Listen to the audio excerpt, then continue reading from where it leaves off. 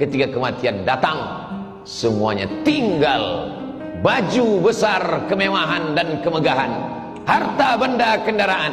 Sedetik setelah kematian, dia mulai dibagi-bagi, dipotong-potong, dicabik-cabik oleh ahli waris.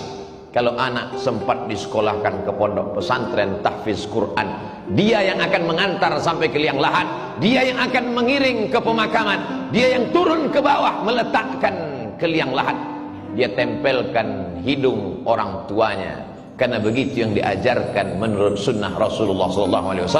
Setelah itu dia ke atas, dia bacakan talqin, dia kirimkan doa, di tengah malam dia terjaga, menetes air matanya berkata, Rabbighfirli wa liwalidayya warhamhuma kama rabbayani shaghira. Anak tak sempat dididik karena kesibukan dunia, punya jabatan tidak sempat dipakai untuk menolong agama, harta dipergunakan untuk perkara yang sia-sia, hidup sejenak, tapi resiko yang dirasakan khalidina fiha abada, kekal untuk selamanya. Orang-orang yang mati itu ditanya oleh Allah Subhanahu wa ta'ala, apa yang kalian inginkan hai orang mati? Apa kata mereka? Laula akhartani ila ajalin qarib, berikanlah kami tambahan ajal waktu supaya kami bisa hidup sekejap, sedetik, semenit ya Allah. Kalau kuberi kau hidup, kau mau apa? Fa as-saddaqa, aku mau bersedekah. Wa akum minas salihin, aku ingin beramal saleh. Dulu waktu disiakan, kalau masih sempat wudhu zuhur untuk sholat asar, karena sholat asar hampir saja waktu zuhur itu berakhir, masih lagi di ujung laknat Allah, tapi masih turun rahmat Allah. Tapi kalau sholat itu tinggal nyata tanpa ada beban karena dilakukan berkali-kali, la kafarata laha illa dzalik, tidak ada yang bisa menebus sholat kecuali sholat itu sendiri. Semua tinggal menjadi kesia-siaan. Wa qadimna ila ma amilu min amalin, semua amal perbuatan yang sudah kau lakukan dulu kami datangkan, kau lihat, kau pandang di depan kelopak matamu.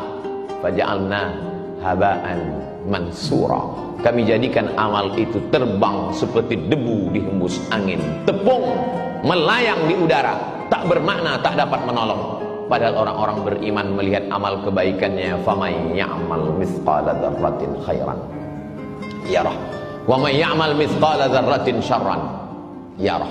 Tapi apa mau dikata? Kata-kata tak lagi bermakna, penyesalan hanya tinggal derita yang dibawa menghadap Allah Subhanahu wa ta'ala. Kalau pernah memaksa-maksakan diri untuk sholat duha agak 2 rakaat, kalau pernah memaksa-maksakan mata untuk tahajud, meneteskan air mata di tengah malam, kalau pernah memaksa-maksakan diri untuk menyisihkan uang belanja 1, 2, 3 sak semen, 1, 2, 3 meter pembebasan tanah, pembangunan masjid. Kalau kau tidak hafal Quran, biayailah anak penghafal Quran, kelak dia akan mengajar menjadi imam, mengalir juga setetes 2 tetes pahalanya. Kalau kau tidak pernah menuntut ilmu agama, tak dapat lagi menghafal karena dipangkal panjang, dibaca yang panjang lupa yang pendek, dibaca pangkal hilang yang ujung, diulang ujung melayang yang pangkal. Maka bantulah fakir miskin dan du'afa, karena itu sajalah lagi satu-satunya harapan yang dapat menolong ketika ajal tiba menghadap Allah Subhanahu wa ta'ala. Sampai masanya yarji'usnani, yang 2 pulang ke rumah, maluhu, mobilnya, surat tanahnya, STNK, BPKB, semua kembali pulang ke rumah. Wa ahluhu, keluarga, anak, menantu, handai tolan, suami, istri, kawan, jiran, tetangga, semua pulang ke rumah. Hari pertama, kedua mereka meneteskan air mata, hari keempat, kelima mereka mulai tertawa, hari keenam, ketujuh hanya tinggal kenangan semata. Mana yang mengalir?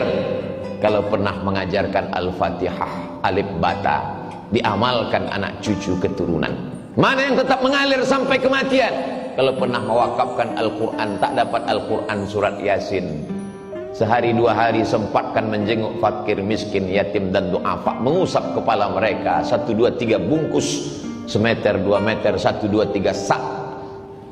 Itu sajalah yang dapat menolong di hadapan Allah Subhanahu wa ta'ala. Isma syi'ta, hidup sesuka hatimu. Mau hidup dengan cara Fir'aun, silakan.